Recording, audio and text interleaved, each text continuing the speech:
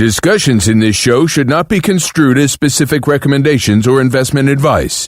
Always consult with your investment professional before making important investment decisions. And now, Financial Renaissance with the M's.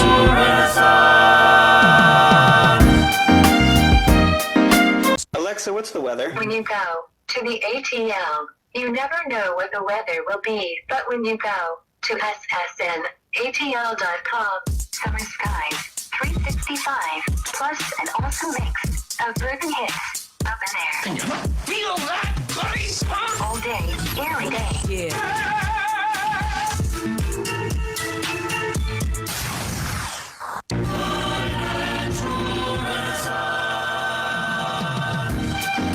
We are back with Financial Renaissance with the M's. That's right. You are listening to me live on the SensationStationNetwork.com or SSNATL.com. You can also watch the show on Facebook. If you go to Facebook, if you type in Sensation Station Network, hit the like button, you'll see you'll see us pop up right there. You can also feel free to follow me on Instagram, Twitter, Facebook, and YouTube at Emma Knows Money. And then you can also check out our website, EmmaKnowsMoney.com. If you have a comment about today's show, feel free to text us at 678-613-5857. And again, for the people watching us in the UK and in Central America, you have to put in the country code, which I believe our country code is 01 or 011, something like that. All right. So before the break, I was talking about, I was speaking on charitable contributions, right?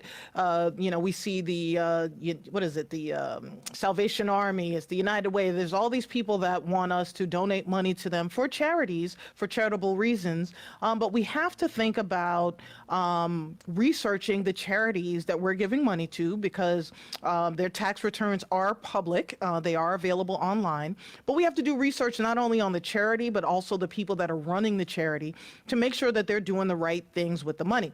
Now, last month, again, quiet as it's been, because our president right now is going through an impeachment trial or impeachment scandal, whatever you want to call it. But there was a couple of other scandals that he was involved with, one being Trump University, the second being the Trump Charitable Foundation. And people have been using charities to kind of launder money, wash money, if you will, for a long time. So it's not that he did anything new or he's the only person in the world that ever did something like that. It's just right now he's possibly the most famous person in the world for doing something like this. So when we think about charities, think about the varsity blues scandal, where a lot of the college, the people wanted to get their kids into college, so they donated money to this guy's charity in order to get their kids' SAT scores changed, or to get their kids on teams, rowing teams and, lacrosse teams they had no business being on. But hey, you donate money to a charity, you're in like Flint. Also, the mayor of Baltimore did something with her charity. She had been writing books and, children's books, things like that, but she used her charity as a flow through for political donations. Now, political donations and charities do not go hand in hand. They should never even cross the same paths, okay? That's why they get tax exempt status, because they are apolitical. So now let's look back about 30 years ago. Back in 1987, in New York City, there was a Playboy socialite by the name of Donald J. Trump, and he started the Donald J. Trump Foundation. And back in the day, he was actually funding money out of his own pockets into this charity. So from 1987 to about 2006, he had put in about $5.4 million of his own money that they can account for as of this point, okay? So far, everything sounds kind of good. But in 2007, he dropped his charitable donation down to $35,000.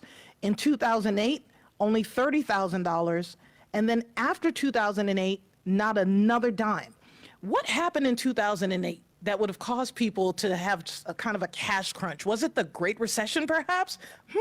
So from 2008 to 2019 or 2018, Donald Trump and his family had not put another dime into their Trump Foundation. But let's talk about a little case of what happens when, and again, everything that's done with foundations is public knowledge. So back in 2010-ish timeframe, Donald Trump was soliciting funds. He was soliciting donations from other people for the Palm Beach Police Foundation, and Palm Beach is in the state of Florida. So there was a foundation in New Jersey by the name of Charles Evans. They donated to the Trump Foundation between 2009 and 2010 $150,000. In 2010, the Trump Foundation donated that $150,000 to the Palm Beach Police Foundation. They then honored him for his selfless support. They gave him a Palm Tree Award for his philanthropy. But let's go back and do the math again. This Charles Evans Foundation gave him $150,000. He put it in his foundation. He turned around and gave it to the police foundation. He also claimed on the charity's tax returns the deduction for the $150,000. Okay, that was just a pass-through. He didn't add any of his money to it. So when we come back, we're going to look at some of the laws that were possibly broken by doing this type of behavior, and whether or not, you know, we're doing right by ourselves and the people that we're trying to donate to by not checking a charity's tax returns. When we come back on Financial Renaissance with the M's.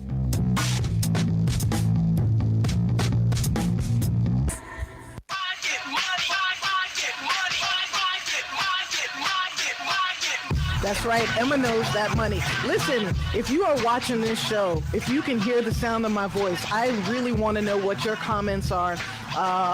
What's going on? What do you think about the Trump Foundation and them kind of using their foundation as a pass-through entity for other people's money? You know, you down with OPP? I think it'd be OPM. You down with OPM? Yeah, other people's money. It should be a crime. So before the break, I told you how he had, in one particular case, taken $150,000 from an organization, donated it to a police foundation, and then that police foundation gave him an award for being a selfless and charitable human being, which is awesome, right? Except that this police organization, when they had this gala took place at, guess where? Mar-a-Lago, right? And they rented the space from Donald Trump for $276,000. Now, I think this is an old-fashioned word problem. Let's go back to our math days. So he took in 150, he gave it out, and then he made another 276. So I think he actually made a profit. So for the last 17 years, it looks like his charity operated differently than all the other charities possibly in the country. So they took a deduction, and I'm sure they've done a whole bunch of other stuff, and I've got the litany of it. I've got all the receipts, but I want to talk about the kind of crimes that took place. I've been serving on boards now for a little over 10 years, and serving on a board is painstakingly a devotion of love, a labor. You know, you volunteer your time if you have the time. You volunteer your money if you have the extra money. But the bottom line is you want to do good for other people who may be less fortunate than you. That's the whole purpose of charity, right? It helps those less fortunate. But let's look at what happened. Number one, as a board of director, if there is a crime being committed and you sit on a board of directors, you too can be held liable. Luckily for Trump, the other people on his board of directors were his three kids, Donald Jr., the Eric dude, and Ivana, or Ivanka, whatever her name is. Ivana? Ivanka. Okay, Ivanka.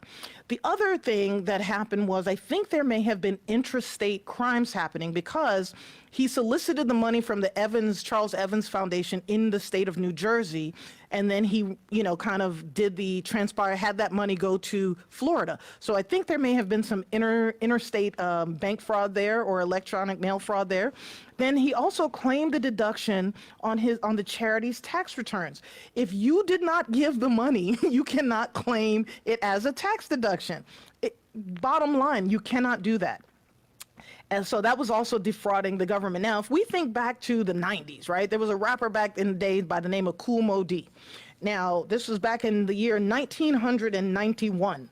The rapper Kool Moe Dee had songs like How You Like Me Now, Wild Wild West. He owed the IRS $180,000 in back taxes, and they seized his Mercedes-Benz in front of everybody, right? It was probably on the cover of Jet magazine back in February in 1992.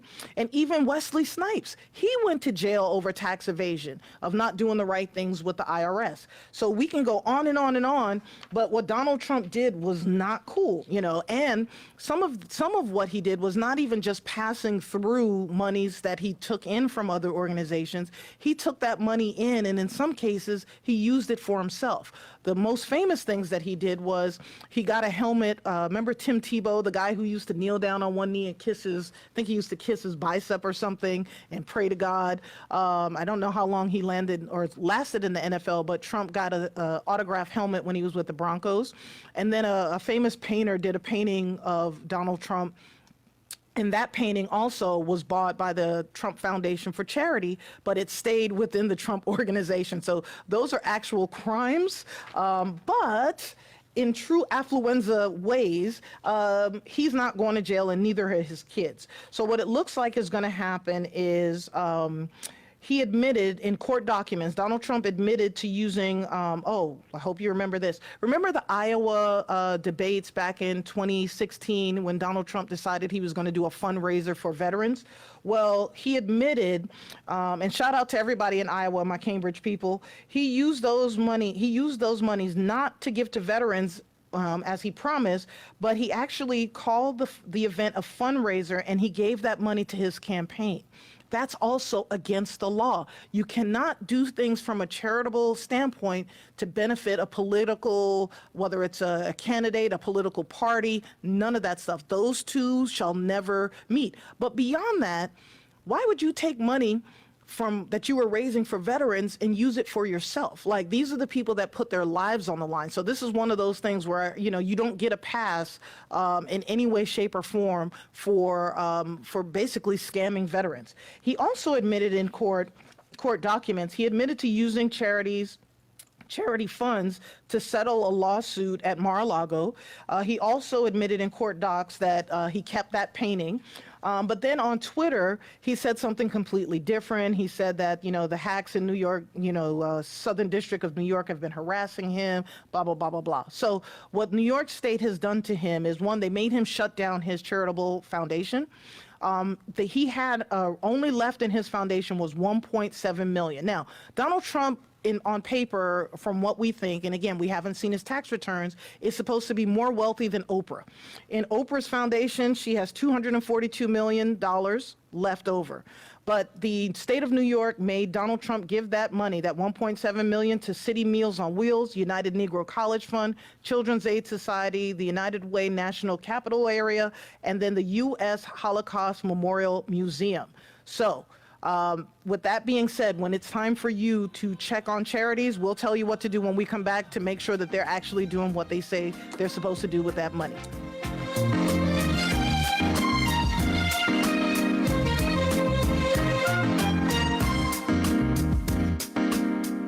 With your shout-outs and requests, 678-613-5857. Radio, knock them down. And we are back with Financial Renaissance with the M's. I am your host, Emma Folks, certified financial planner. And what I'm talking about are charitable deductions. As business owners, as hardworking people, we want to give money to organizations to help those that aren't in need. Police foundations. A lot of times when police go down, when we lose our first responders, their families don't get a whole lot of money. People that are in the military, when they get hurt, they come back, they don't get millions of dollars to help take care of them.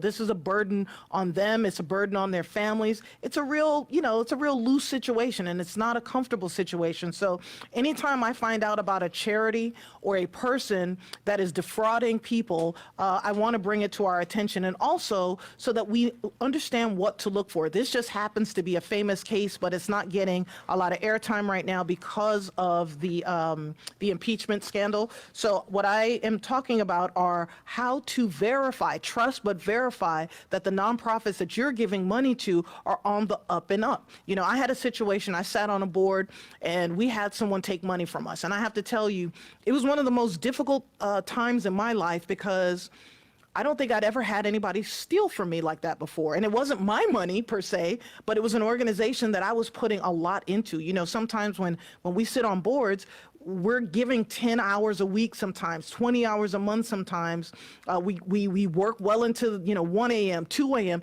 trying to get stuff done. We're not getting paid for it. And when someone basically lies, or they steal from a charity, steal from kids, steal from first responders, steal from veterans, to me, that's a morality thing. That's an ethics thing.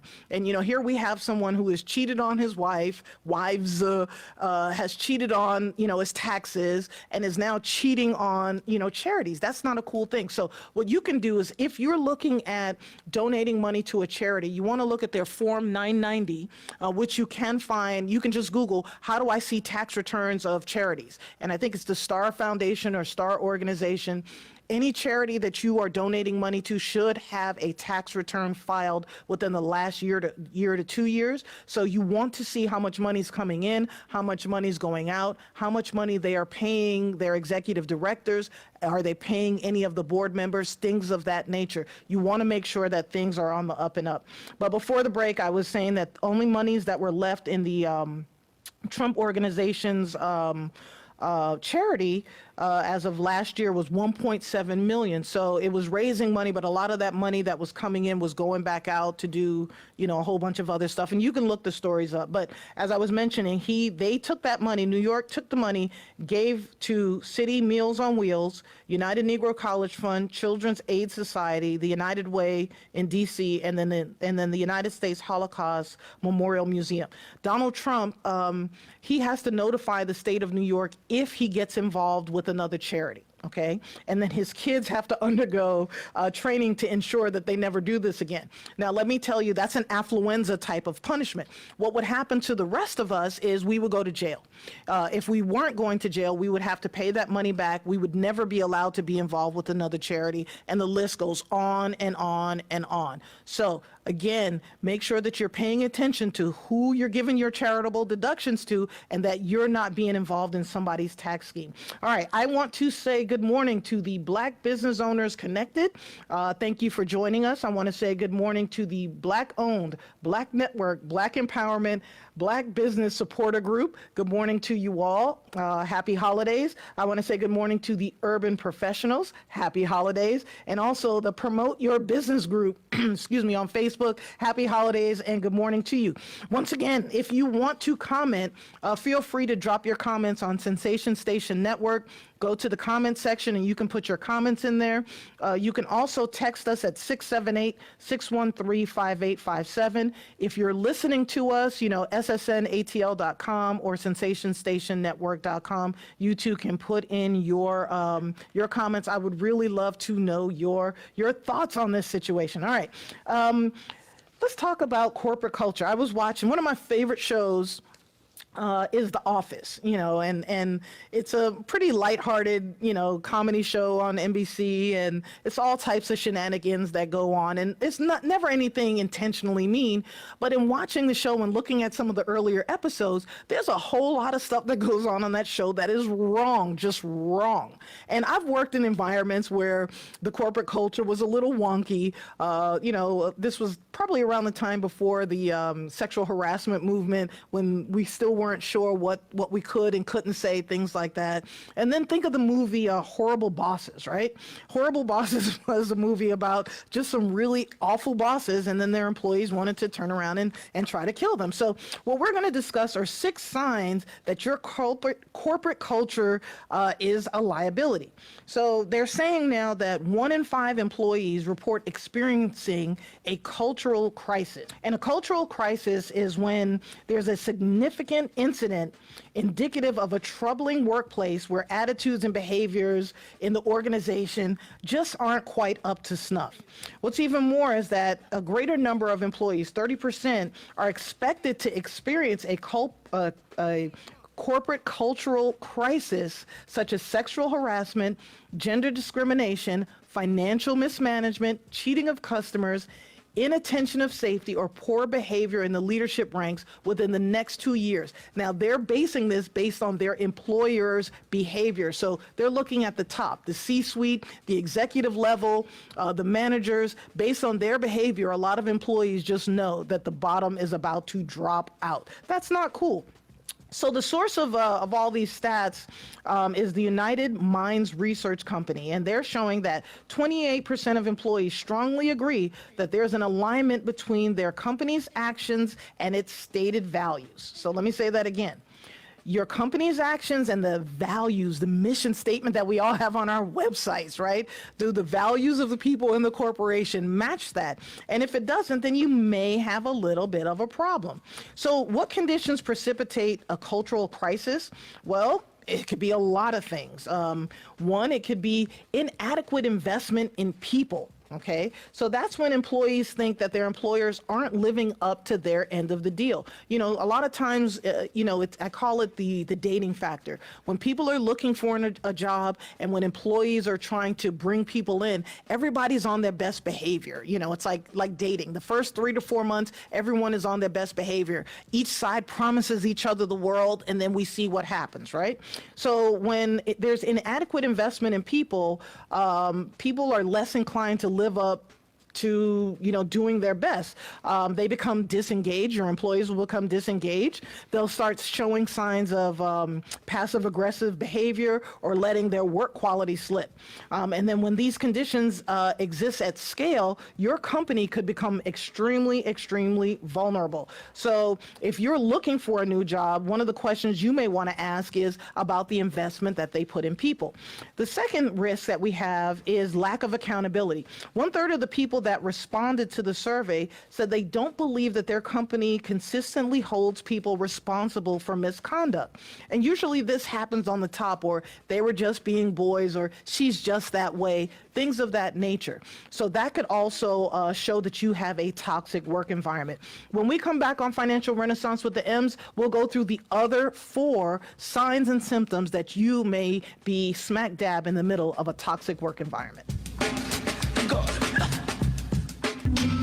And we are back with Financial Renaissance with the M's. We are discussing toxic work environments. That's right. Is your corporate environment steeped in toxicity? Well, listen, I want to welcome Black-owned businesses and also internet radio station, Facebook groups. Good morning and welcome. Thank you for joining us. Before the break, we were talking about corporate cultures. It's the end of the year, going into a new year. A lot of times, we start setting our resolutions and thinking about the stuff we don't want to put up with next year.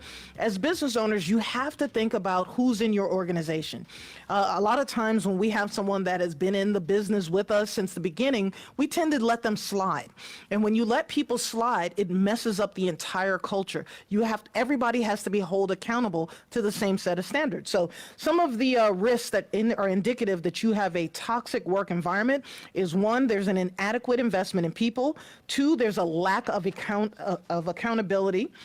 3 is lack of diversity, equity, and inclusion. That's a big thing this year, especially with the Me Too movement, diversity and inclusion, gender discrimination, etc. What we do know is that lack of diversity in the workplace is the 3rd most predictive indicator of cultural risk. Let me say that again. Lack of diversity and inclusion, lack of equity in the workplace is the 3rd most predictive indicator of cultural risk. All right. The 4th one is poor behavior at the top. It rolls downhill, okay? So usually you can look at what's happening with the CEO of a company and you can tell what's going on with that corporate culture. So last year in 2018, we saw a string of CEO departures for impropriety. The chiefs of Barnes & Noble, CBS, Lululemon, they were all ousted, right? So this is a significant trend.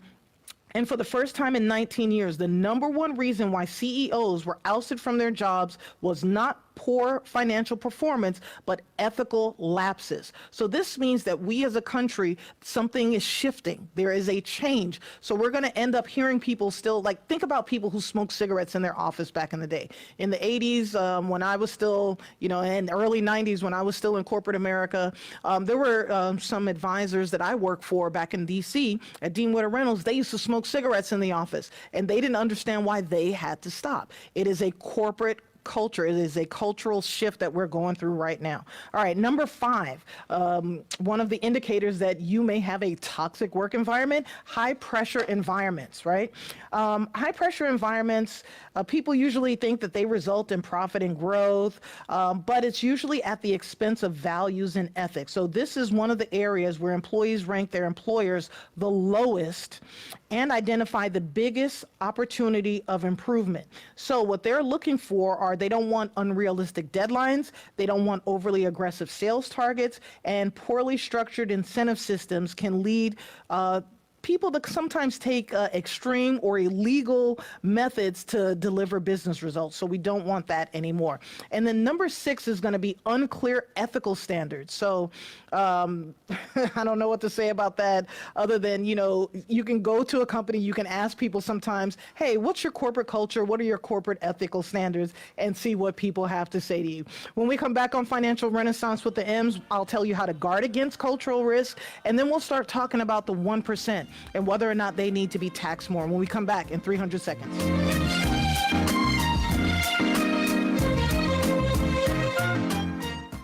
Big business. This is the American way. Station Network.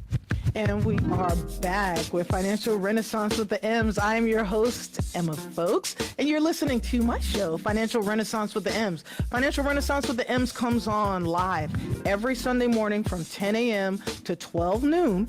And the reason we do this show is to take whatever's happening in Washington and on Wall Street and break it down for everybody else, the lower 99 on Main Street, so that you know how to rock in your world. You know what to do with your dollars so that, you can make the best sense of the monies that you have. So I am a certified financial planner. I've been helping people in the industry for about 20 years now, off and on, well, mostly on.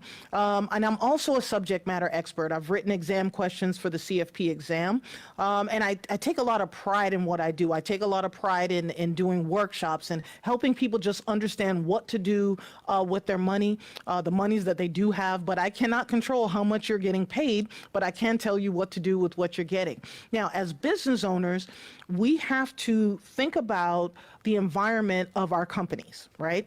It's very easy to have our favorites. It's very easy to have people that we don't get along with, but they do, they get the results.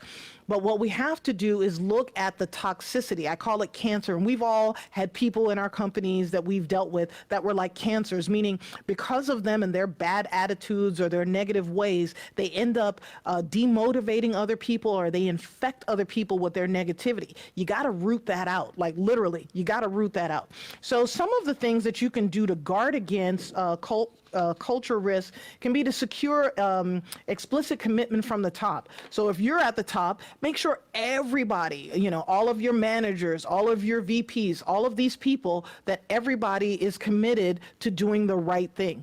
And then create a cultural vigilance team, right? So that means that the legal department, communications department, HR, there should be diversity and inclusion and risk management. All these different lines of business should be communicating together to make sure there's no toxicity. Then you want to define or refresh your behavioral expectations. Don't be afraid to change them. If there's something that you're doing at work that, was cool 5 years ago, but it's not cool now, then you need to change it. You're always going to have to change and evolve. There's nothing wrong with change.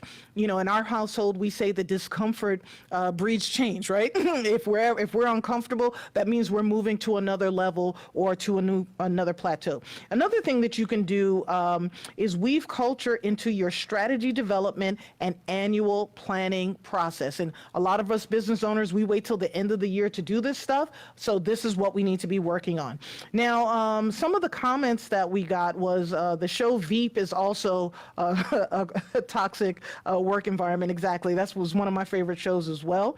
And then there are other people who are saying that organizational members will note the distance and lapse between the organization's true values and the words posted on a sign in front of the door every day when they come in, and that the workers will judge the organization's hypocrisy based on this gap. Oh, that was a lot, but I get it. Another comment was that the Me Too movement was a much-needed wake-up call for corporate America, with matters of sexual harassment and gender discrimination at the fore. This person is saying, really, we live in one of the most amazing and tolerant countries on the planet that half the planet wants to move to. while over 300 million people, there may be cases and it should be addressed. So this person is saying that this article is ridiculous, that there's no such thing as a toxic work environment, that they lived under communism and can honestly say, we don't know how lucky we are. Here's what I have to say to that. Actually, I haven't done this in a while.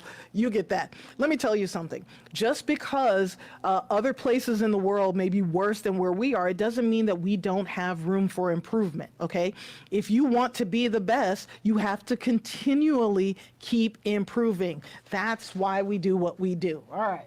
So now let's, I still want to hear your comments. So if you have any comments, go ahead and put it in the comment section. You can text us at 678-613-5857, or go ahead and drop your comments in the comment section. Now, there was an article, it was an opinion, and I'm going to tell you what's the difference.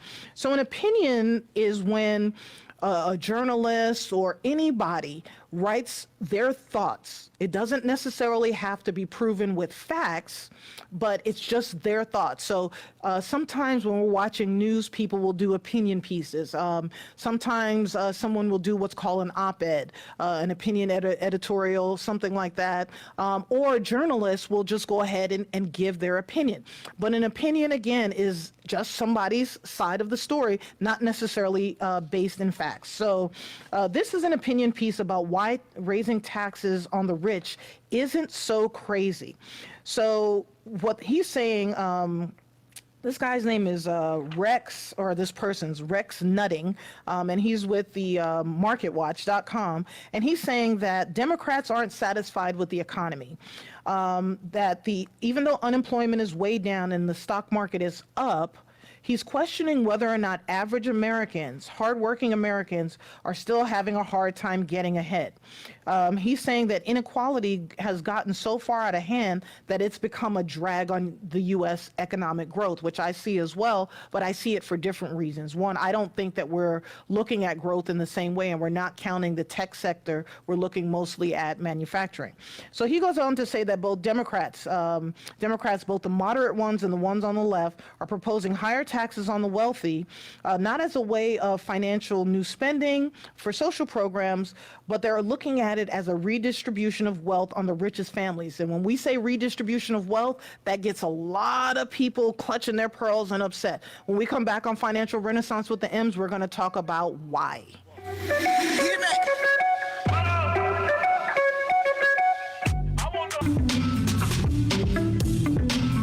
We are back on Financial Renaissance with the M's. You're listening to me, Emma Folks, on Sensation Station Network. Listen, if you want to drop your comments, go ahead and put your comments in the comment section, or you can text us at 678-613-5857. And feel free to follow me. I need 5,000 Twitter followers. I think I only need 1,500 more. At Emma Knows Money, you can follow me on Instagram, Twitter, Facebook, and also YouTube. So I want to know what you think about charitable donations, how you feel about people using charitable donations for whatever they want to, or lying about the charitable donations that they give. And then I also want to know how you feel about, or what your experience was like being in a toxic work environment, or being the boss of a toxic work environment. Sometimes there's nothing that we can do about it. So before the break, we were talking about imposing taxes on the top 1%. So when we talk about taxing the wealthy, the 1%, we're talking about 1 in every 500 people in our country. And the Democrats, the people on the left, are saying that imposing higher taxes on the rich would help our economy grow faster. They think that, for Republicans, they've been on this trickle-down thing. Democrats feel that if we raise incomes or tax the wealthy, that will be almost a trickle up, which is polar opposites of the Republicans, who believe in the trickle down. And the trickle down has kind of made a little bit of a tax burden for us. We do have lower taxes now. So it's not just Elizabeth Warren and Bernie Sanders, it's also Joe Biden. All of these people are saying that we need to tax wealthy people. Now, this guy goes on to say that a lot of Americans feel that the tax system is rigged against them, and that prices for necessities such as healthcare, daycare, education, and housing are rising faster than incomes. And so just to proof, right? My wife and I were looking at the, healthcare.gov, and we were looking at one person, medical, dental, vision, and then the other person, dental and vision. Came out to, I think the lowest price was $900. Yeah, it was about $900 a month. All right, for no kids, no whatever pre-existing conditions, et cetera, $900 a month. That is a lot of money for the average American to pay. We were told about the ACA, and we said, we heard that things were going to be better once they repealed ACA. ACA is still there, and it's horrible. So I'm still like befuddled or bewildered as to, it's 2019. ACA was passed in 2010. What is the deal? So we'll see what happens about that. So here should be a compromise. And this is where our senators and congressmen, this is where people need to hear a little bit from us. If the wealthy do not want to pay extra in taxes, then they should pay their workers a fair wage. And what a fair wage means is that in whatever city that worker is in, they should be able to afford a one-bedroom apartment. Okay, and that one-bedroom apartment should not equal 50% of their take-home pay. It's ridiculous. People are living hand-to-mouth right now, and something has to give. So inequality of wealth is causing a lot of other problems in our country, which we know. The top 1% are socking away a greater amount of the nation's wealth. So much so that regular Americans are starved for the capital that they need to buy homes, invest in schooling, start new businesses. The poorest half of Americans only have 2% of all the wealth in the United States of America. So that's not cool.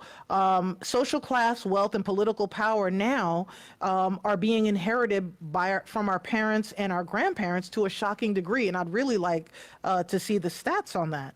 So what we're looking at now is there's some people that are looking at debunking this because they don't want the wealthy to be taxed. However, some are saying that taxes on wealth will destroy capitalism. I don't know if that's true, because if we go back to like the 50s and 60s, that's when the rich people in our country were taxed even heavier. So if you Google United States tax rates from inception, so they'll go back to the early 1900s till now, you'll see that the tax rates used to be at like 90%, 80%, 70%, but there were loopholes. But in the 50s and 60s, the rich were taxed heavier, but capitalism prospered even as workers received a greater share of the growing pie. So extreme wealth right now seems to flourish when competition breaks down, but rent-seeking behavior leads to inefficient economy, and rent-seeking behavior is what we've seen from millennials in the past few years because they haven't been able to afford to buy houses. So again, I'm talking about 1 in every 500 people. So someone says that wealth tax, which is kind of a death tax, like after you pass away, your estate is taxed. With the tax laws, they've made that so that you have to have over $10 million in order for what you have left over to be taxed. So someone's saying that a wealth tax punishes success. Argument is, instead of taxing the successful, you'd rather tax people who failed or didn't make it. I don't think taxes are a punishment, but I think it's the cost of living in a society. So as a business owner, business owners have to pay two sides of taxes. We pay self-employment tax, we pay, FICA, we pay a whole lot of stuff, and we have to pay taxes for our employees. But paying taxes is what keeps our roads nice. It keeps our bridges up. It keeps our police officers paid. It pays our teachers. It pays, a lot of these people who do the nurses. It pays a lot of people, but we cannot look at taxes as something negative. There is a point where you're paying too much, but we're all in the same boat. We're all paying, at least in my opinion, I feel I'm paying more than my fair share of taxes. All right. So A. Mendez says, get over it. The super rich will always control the tax laws to their benefit. It will be really difficult for Democrats in Congress to change these laws, so get back to work and find another way to get rich so that you can get on that boat. Thank you, A. Mendez. Here's another one. I had a millennial working for me who said, why should I work hard and try to be successful just so that the government can take it away from me and give it to someone else who doesn't? Okay. John Immerman says, I agree. The socialist parties tend to use other people's money, but in the end, we all have to pay taxes if we want parks, health insurance, and to live long and get things to make life better, like roads and airports. There we go. Lewis Woodhill says, billionaires don't have money bins stuffed with $100 bills like Scrooge McDuck. Mostly they own assets that the rest of us use to make our living. The only way they can pay taxes is to liquidate wealth, which will liquidate jobs. There is a reason that the European countries have imposed wealth taxes and then quickly repealed them. I don't know if he's telling the exact truth, but you know, all of the wealthy's money is not tied up in hard assets. You know, some of it is actually going to be in cash as well. So when we come back on Financial Renaissance with the M's, we'll be looking at my Emma Knows Money, my movers and losers, and the top 5 news stories for the week.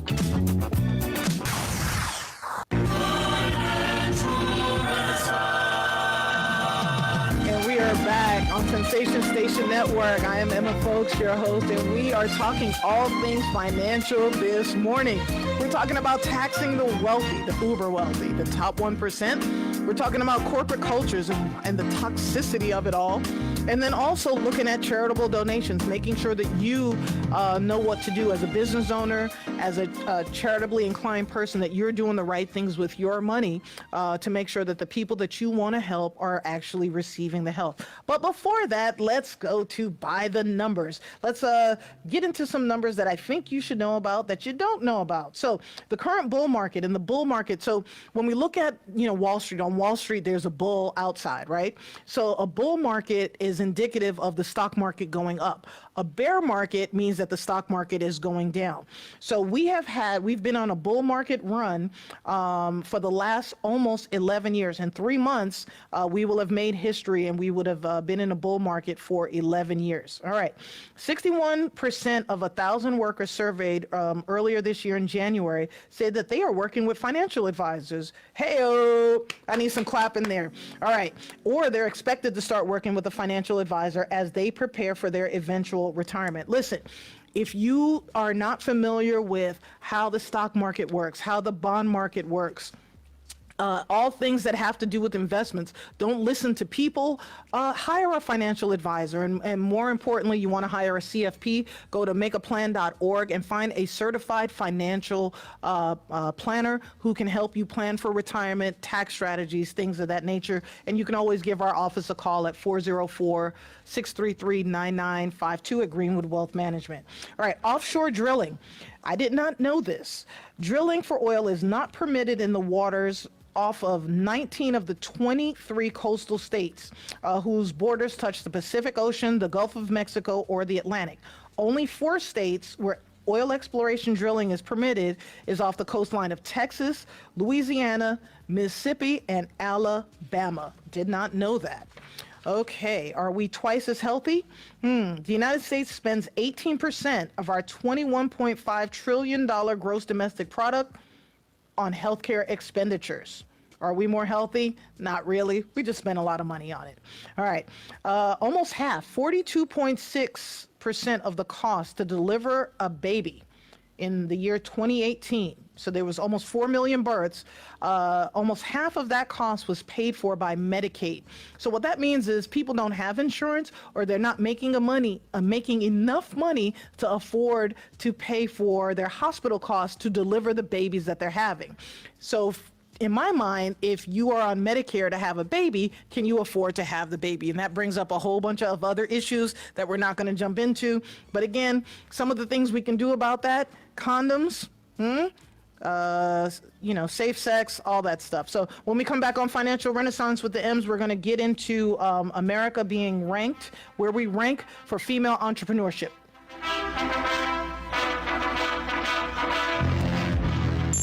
Energizing a nation, one listener at a time. It's SSNATL.com. Radio that's not dumbed down.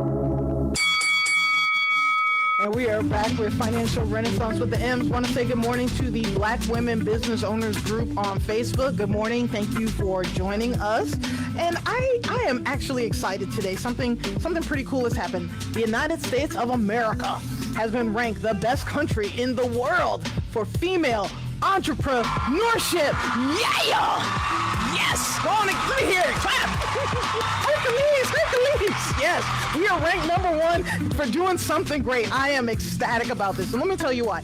Back in the 1970s, okay, if a woman wanted to start a business and get a business loan, she had to have her husband or her father co-sign for her. Can you imagine that? That's right. Google it. Women weren't able to own money or be able to do a whole bunch of things. But closing the entrepreneurship gender gap could increase the global economy by $2.5 to $5 trillion. All right. Research published this past Wednesday ranked the best countries for female entrepreneurship and found that the United States of America is first, followed by New Zealand, Canada, and Israel. So I am totally jacked up about that. There's a third MasterCard index of women entrepreneurs, and they look at publicly available data from international organizations, etc. And what they do is they created a global index that tracks the progress and success of female business owners across 58 markets, representing nearly 80% of the world's female labor force. That is a very, very big deal. The results reaffirm that women are able to make further business inroads and have higher labor force participation rates in open and vibrant markets where the support for the small and medium-sized businesses and the ease of doing business are high. This is a wonderful, wonderful thing. So I'm pretty jacked up about it. One of the other little factoids I saw that made me smile had to do with some of the best places in the world to, some of the best states to live in as you get older. And I know that there's a change going on in our cities right now. It looks like baby boomers and millennials want some of the same things. So they're living closer to each other, which I think is awesome. But it looks like the city of Minneapolis, Lake Minnetonka. Minneapolis is making mini communities along with transportation corridors for older people to make it easier for them to get around, which I think is awesome. And they're also attracting older workers for their valued work experience, right? So a lot of times people retire, but then they go back on and they start consulting, working part-time, and they can still have that money coming in so they can take their grandbabies to different places, travel, etc., before they touch their retirement income. And then West Sac, right? That means West Sacramento. They have tackled the transportation problem, and they've turned a suburb into a destination community for their older residents, and they've busted out of that old senior center model. So they have their seniors doing fire and glass work and just doing real productive stuff for the community. Another city that's one of the greatest places to live in the country is Boston. They have certified businesses to better serve customers with dementia. So there are now businesses that are getting certification so that they know how to deal with people who are suffering from dementia, which I think is great. So this is a city government that is putting, a lot of weight behind aging initiatives. And then Dallas-Fort Worth area, Fort Worth, they're helping their older residents become entrepreneurs. Again, contracting, right? Or consulting, partially consulting. I forgot what that word is. But they are trying to make sure that they don't have people leaving the inner cities to go to the suburbs. They're trying to keep all of their older residents right there in the city, which I think is great. And then Tulsa, right? The great city of Tulsa, Greenwood.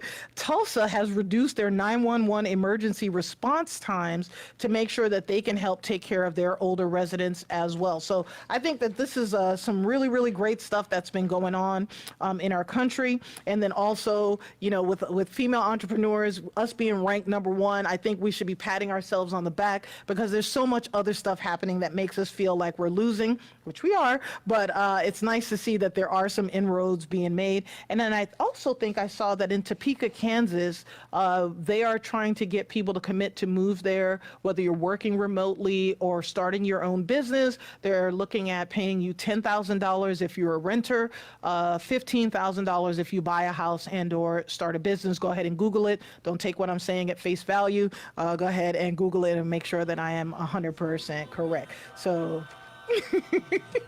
oh, I hear my favorite music. All right.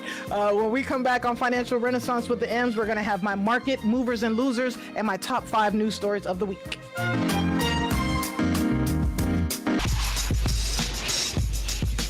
All right. You are back with Emma Knows Money, and we are talking about my market movers and losers. All right, GameStop sales are continuing to fall. This is reminding me of Blockbuster. Like, GameStop is one of the stores that I used to love to give my son money for. I'm like, hey, we could buy you this brand new gaming system or this brand new game, or we can get 10 games for the same price as one. And so after a while, I would send him to GameStop with $100, and this dude would bring me money back. It was amazing. So it's kind of sad for me to see GameStop leaving, but I understand why it's leaving. They have to figure out ways of keeping up with the new industry and the new environment that we are in. Now, another company that's making a comeback, don't call it a comeback, but BabyPhat is back. That's right. Kimora Lee Simmons' company is back. And so we will be seeing that little kitty in the stores again, and her daughters are modeling. Those little girls are modeling. Oh, yes, there they are. Yeah, like, oh my gosh, they were babies. Like, I don't know how long ago we were watching the show, but BabyPhat is back. So that's a good thing for American luxury and American fashion houses. As far as on the stock market, sneakerhead stocks, Nike, Adidas, Under Armour were up. Puma, Skechers, and Foot Locker were down. Most of the luxury brands were up. Most of the cannabis companies were down, and from the gamers, Microsoft was up, Zynga was up, Activision were up, EA Sports was down, so not too bad. Now, as far as recession watch, the 10-year Treasury closed the week at 1.84, and the 2-year Treasury closed at 1.6. So there's still about a 21% spread between the two, so that's pretty healthy. Now, on Friday, I think it was, or Saturday, it looks like we have gone through a phase 1 deal with China. Okay, so it looks like United States and China negotiators are working now on a I guess a time scale for this agreement that's coming up. It looks like the deal is going to have to do with intellectual property, with technology transfers, with structural agricultural issues. Financial services are also going to be opening up, as well as us being able to understand what they're doing with their currency, because China, Trump was saying this from, I don't know, back when he was, railing against Obama, that China manipulates their currency, all right? They will overvalue, they'll devalue their currency, they'll do all different types of things with their currency. And so, as well as the Chinese also have made a commitment to purchase United States agricultural and United States goods. So this is kind of a good thing that's going to be happening, and we can look for an actual deal to be inked in January of 2020. Now, the jobs numbers still look pretty good. That we talked about that last week. The data showed that 266,000 new jobs were created last month. Unemployment rate was still down to 3.5, but again, we are focused on underemployment, not unemployment. And then manufacturing is still a sign of weakness, but again, we're not sure if we should be paying attention to manufacturing anymore. So I'm looking for those of you who understand what's happening with that to let me know. Now, in contrast, consumer spending still continues to be a strength. The University of Michigan said that the consumer sentiment rose from 95.5 to 96.8 in November, showing that consumers remain confident about the state of our economy, and they are increasing their spending levels. So those are some good signs and symptoms saying that our country isn't going to go to heck in a handbasket overnight. But I'd like to know what you think. What are you seeing out there as far as spending? Are you still preparing yourself for the recession? There are a lot of people that think the recession is going to be coming next year, but then there's other signs and symptoms that say the economy can stay exactly the way that it is for the next the next decade or so. Sometimes we have a decade without a lot of movement, and there are those that are saying that little to no movement is better than the high peaks and valleys that may be coming along. So again, the things that you should be thinking about is paying down debt, You should be looking at opportunities, things that you may want to either buy or invest in, waiting for that market to drop or the economy to tank a little bit so that you can take advantage of things being on sale. That's what it's all about. When we come back on Financial Renaissance with the M's, we're going to have my top 5 news stories of the week, and then my M and O's money. I'm going to be giving you some financial tips of what you should be doing as we close out this year to make sure you go into 2020 spectacularly. All right, we were speaking on toxic work environments. I got one for you. Remember the Away Luggage, right? The Away founders sold a vision of travel and inclusion to their employees, but former employees are saying it masked a toxic work environment. Co-founder Steph Corey is stepping down as CEO after being exposed by Zoe Schleifer on TheVerge.com after her outing Away as a toxic work environment. It seems that the higher-ups at the company were almost all white, straight, and they never gave the employees the time of day. They said it was pretty cliquish. But the coolest thing was, I guess there's this thing that companies use to communicate with each other, Slack. Well, the CEO would get on Slack and rail on any employee that made any type of mistake whatsoever. So, and what's even funny is that one of the co-founders is married to the person, the CEO of Slack. That's hilarious. But they are not allowed to email each other. Employees of Away are not allowed to email each other, direct message each other, or anything like that. And so they had what I'm talking about, a real toxic, mean girl corporate culture. All right. Next up, I wanted to...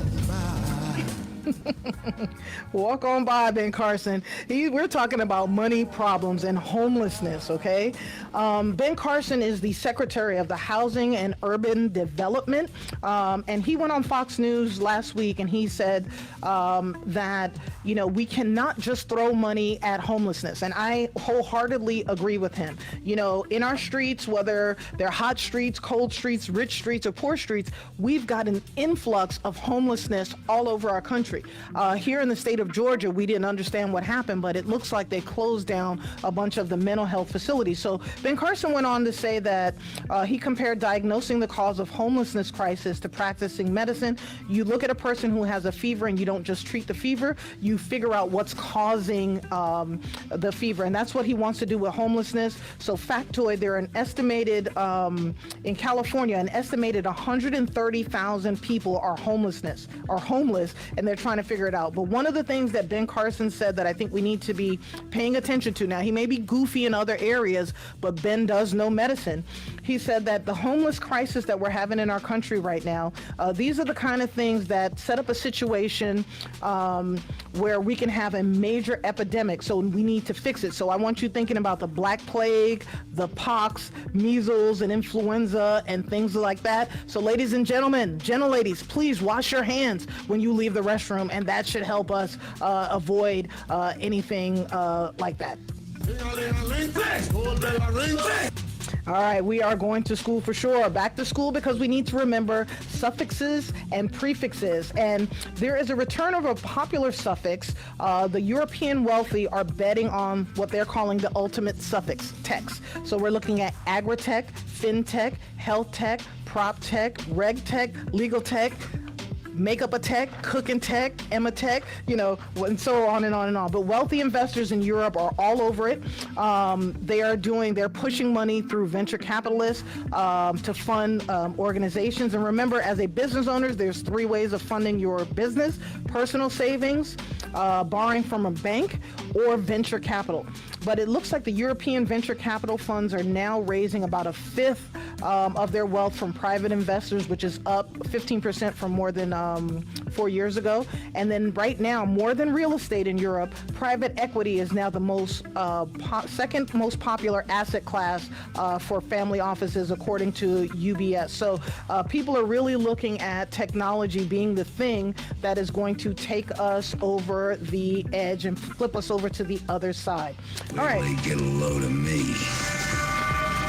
This warms my heart. Robocallers. A robocaller has been fined $10 million. That's right. The FCC fined a proposed telemarketer whose robocall spread misinformation about a political candidate and blamed it on a rival telemarketing or robo-marketing company. So I am impressed with that. The guy's name is Kenneth Moser. He's been fined $9,997,750 for doing that. Now, on the bright side, one of the things I want you to know is that the House, during all this impeachment stuff, passed a bill to stop robocalls. In a political climate when Democrats and Republicans can't agree on anything, the bill to stop illegal robocalls passed 417 to 3 this past Wednesday. So it's called the Traced Act.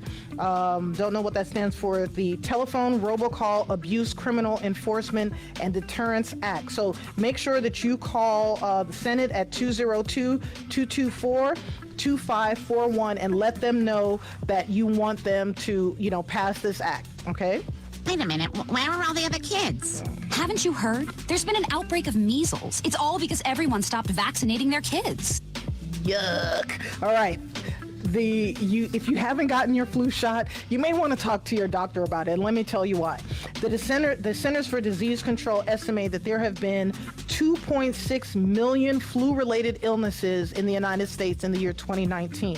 Of those, 23,000 resulted in hospitalizations, and 1,300 people have died from the flu in the United States in 2019. So seriously speaking, people, use your hand sanitizer, wash your hands, wear your mask, do whatever it is that you need to do to stay safe and healthy, because if you are not healthy, you cannot become a wealthy. When we come back on Financial Renaissance with the M's, my Emma Knows Money, I'm going to be talking to you about year-end financial tips, what you need to do to get your financial house in order before the start of the new year.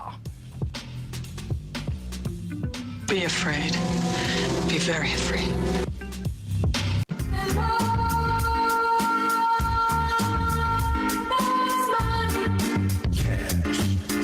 Back with Emma Knows Money. This segment of Emma Knows Money is sponsored by Greenwood Wealth Management, making Wall Street work harder for you. All right, it is time for our year-end financial planning. So it's time to get our finances in order. It's time to think about all the things that we've done for the year, because there are going to be some deadlines, December 31st. So this is the time where you want to make sure you're talking to your financial advisors, you're talking to your CPAs, your tax person, making sure that you've done everything that you can possibly do. We've got like 15 days left to either buy stuff or do stuff to make sure that we don't get caught with a bigger tax bill. All right, so number one is to check your withholding. So if you're a W-2 employee, meaning that they take taxes out of your paycheck before you receive it, you want to double check on your withholdings, because last year a lot of people got caught flat-footed because of their withholding. So you want to go ahead and check that out, recalculate it. For those of us that have lumpy or unpredictable income, you business owners, people who work on commission, you want to make sure that you look. There's a calculator on the IRS.gov's website. It's called the IRS Withholding Calculator. You want to go ahead and put your numbers in there and make sure that you're not caught flat-footed, because nobody likes to write a check to the IRS if they absolutely don't have to. Also, you want to consider refinancing your mortgage or student loans. So interest rates right now are low. They may not get any lower. It's looking like this may be as low as we go. So if you're thinking about refinancing, or if you're at like a 5, 6, or 7%, go ahead and talk to your mortgage advisor or your mortgage broker about bringing that number down.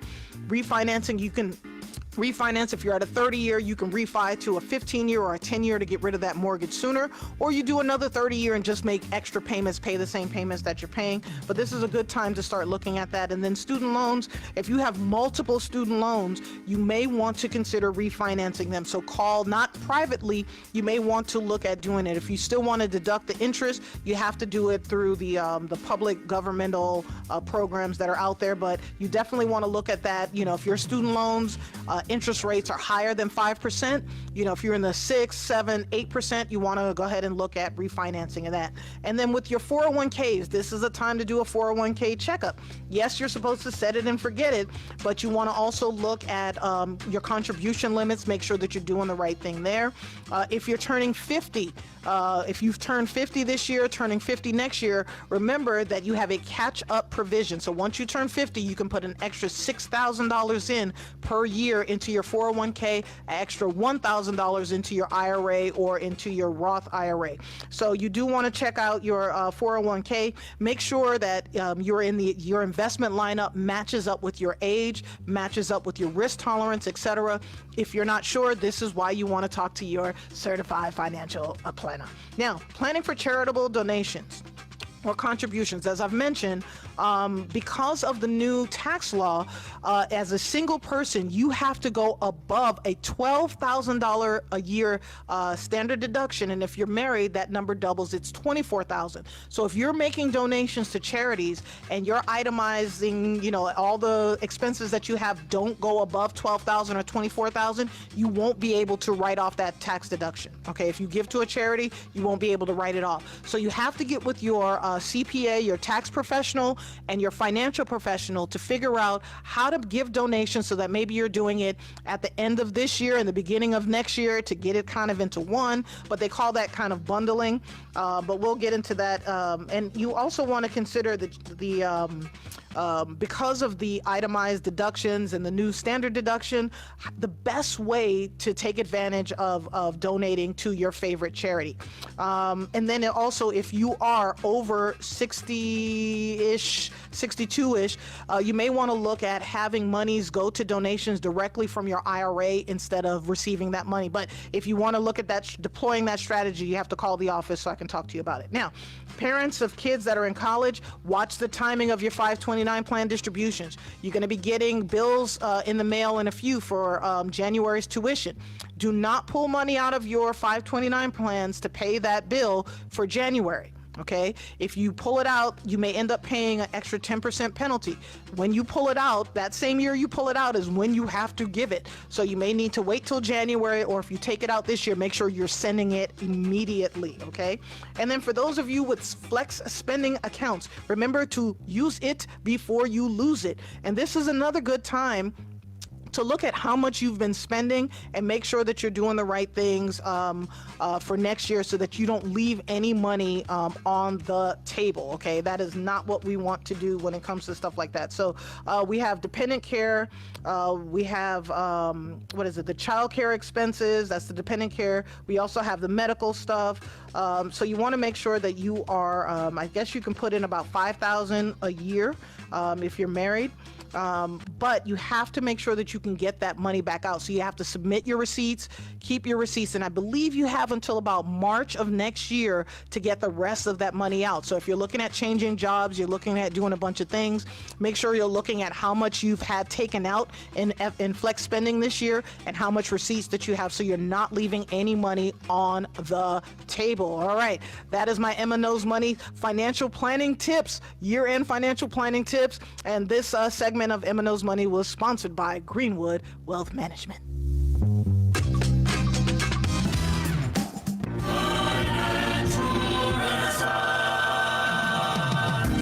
And we are back with Financial Renaissance with the M's. Yes, we had a great show today. We talked about a lot of great things. We talked about the charitable donations, making sure that the charity that you entrust with your hard-earned money or money that you raise is used for a good purpose. We also talked about taxing the wealthy, the uber wealthy, the top 1%, whether or not that makes sense. And then we also looked at toxic work environments, and yet another CEO, a female CEO, has to step down because she was being like Cruella de Vil. During Emma Knows Money segment, I was giving some tips for year-end financial, like things that you need to do, and there was a couple of questions about the standard deduction rate. Okay, so that is an increase. The government increased the standard deduction rate. I forgot what it was before. It was either $6,000 if you were single, $9,000 if you were married, or $11,000, something along those lines. They raised it to $12,000 for a single person, $24,000 for a married couple. So as a married couple, if all of your donations, your business expenses, things of that nature don't add up to $24,000, none of it matters, because they're going to automatically give you a $24,000 standard deduction. So if you have stuff above that and you're making donations and things like that, that's when you're going to be able to kind of itemize those things. One of the other things that you can deduct always is your state and local taxes, right? But that is now capped at $10,000. So if you pay, say, $20,000 for property taxes, okay, no matter where you live in the country, if your property taxes are $20,000, you can only deduct 10 of that on your federal income taxes. Okay, so those are just some of the changes that they've made since, with this new tax law that came out. Some of the other things that we're going to be looking at towards the end of the year are going to be the shopping clubs, that whether or not they're worth the price. Like the AMC Theater, they have a Stubbs A-list. And I guess you can't roll over the any unused movies that you don't go to see into the next week. Bed Bath & Beyond has a price club, and it's like $30 a year. And they give you 20% off purchases and free shipping and 30% off online interior decorating services, etc. But a lot of the finer brands like, I can't pronounce it, like Croissant, Dyson, and Millet, is that coffee maker we like in the hotels? Yeah, I think it is. You won't get any discounts on that stuff. CVS has a Care Pass, which costs about $50 a year, and you'll get a $10 store credit, which expires at the end of the month, each month, and then you'll also get a 1 to 2 day shipping thingy. REI has a co-op club, $20 one-time fee, but you don't get 10% dividend on sales items, trips, classes, things like that. And then Walgreens has a participation savings club, and it's $20 for an individual, $35 for a family membership. So you'll get discounts on more than 8,000 prescription drugs, including most generics, come in at a 5 to 20% discount. And also you get discounts on immunizations and their healthcare clinic, things like that. Medicare and Medicaid recipients are excluded, and pet meds need a veterinarian's prescription. I didn't know that you had to get a prescription for a dog. All right, and then Wayfair has a My Way shopping club, which costs $30 a year. You get 25% off design services and in-home services. Looking at the fine print, free shipping excludes flooring, large fixtures, and other items. So these are just some other ways that you can, look at saving some money between now and the end of the year. And don't forget, for those of you that don't have to buy stuff for Christmas Day, after Christmas sales are going to be insane. And also you can look at buying winter clothes, I think starting in January, after the season. That's the best time to stock up on sweaters, jackets, things of that nature, and also boots. So yeah, that should help out a whole lot. Now, on next week's show, if we can figure out the technology, we will be broadcasting live from the Wright's garage. That's right. We have an ugly Christmas sweater party, right? So we'll be in Birmingham, Alabama next weekend, and we'll be broadcasting live from there. The week after, the last Sunday of the year, we're going to be joined by comedian Kia Comedy. You can imagine it is going to be an incredibly funny show. We will have mimosas in the studio. Hopefully you'll be drinking along with us, but we plan on having a good time and just kind of a mashup of all the stuff that's happened financially this year, the good, the bad, and the ugly. We'll be talking about that. And then I'll be starting off the new year with a caregiving coordinator specialist. Again, caregiving is a big thing for those of us that are between the ages of 45 and 65. A lot of us are going to have to take care of our parents and elder loved ones. We have to understand how to do it, what we need to do to protect ourselves, how do we protect them, and still help the younger generation. So I have Lisa Meeks coming in. She's going to be talking to us about that. And then coming up later on today, after my show, we have Sensational Smooth Sensational Sunday. And then the live exchange with Dr. Pamela at 6 p.m. tonight. Tomorrow, make sure you have lunch with Cheryl Underwood. She's live on Sensation Station Network from 12 to 2. Is that right? From 12 to 2. And then my thoughts for this week is, again, be charitably inclined, but just do the right thing. Follow it. You don't have to be religious, but just follow the golden rules. Do what you need to do to bring our human race forward and to bring our country forward and stop all this bickering. All right. You guys, if I don't see you before Christmas, have a Merry Christmas, Happy Hanukkah, Happy Kwanzaa. I don't know, Ramadan. I don't know if that's a happy Ramadan or whatever, but whatever religion, whatever you believe in, have a happy time with you and your family. One love, one heart. Let's be good humans and make our ancestors proud. Si desapareció, en mí aparece.